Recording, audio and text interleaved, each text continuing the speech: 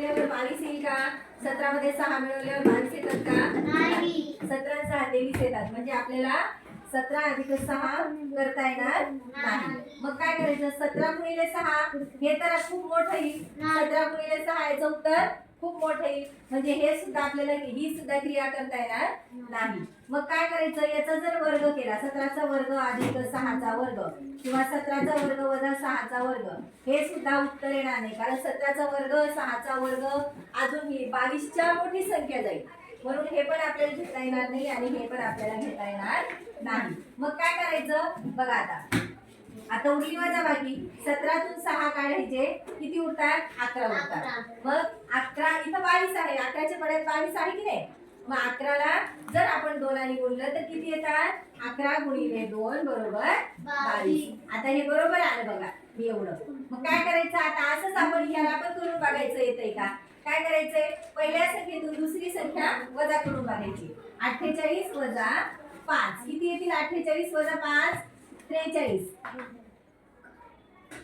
43 येतात. मग पुढे काय केलं आपण? त्याला कितीने गुणलं? 2 ने गुणलं. मग आता 43 ला पण 2 ने गुणून बघा. 86 येतात का? 3 दुणे 6 4 दुणे 8 आले 86. बघा म्हणजे हे इथं पण आले इथं पण आले. म्हणजे आपल्याला ही ट्रिक बरोबर पडली. आता ही संख्या कशी शोधायची आपल्याला?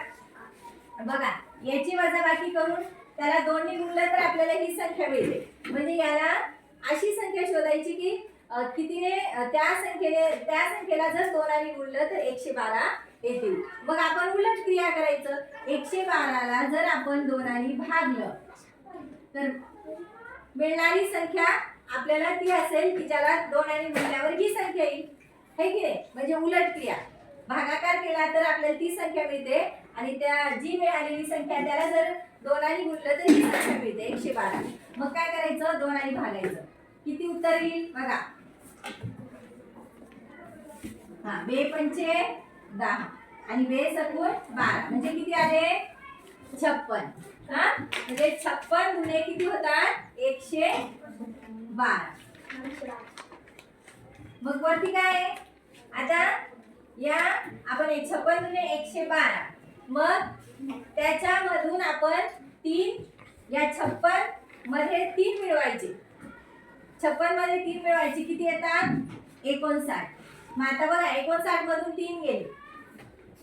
59 वजा 3 बरोबर किती मिळाले? 56. बघा 59 मधून 3 काढले. याचप्रमाणे 48 मधून 5 काढले तसे 59 मधून 3 काढले किती मिळाले?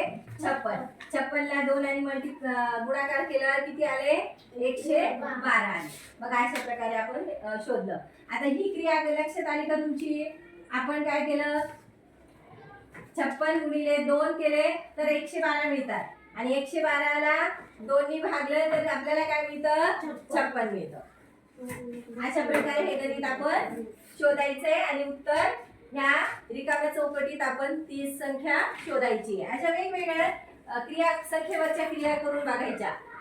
बेरीज, वजाबाकी, गुणाकार, भागाकार किंवा त्याचा वर्ग किंवा त्याचा घन करून बघायचा आणि उत्तर आपल्याला शोधायचं असतं. समजलं सगळ्यांना? हो.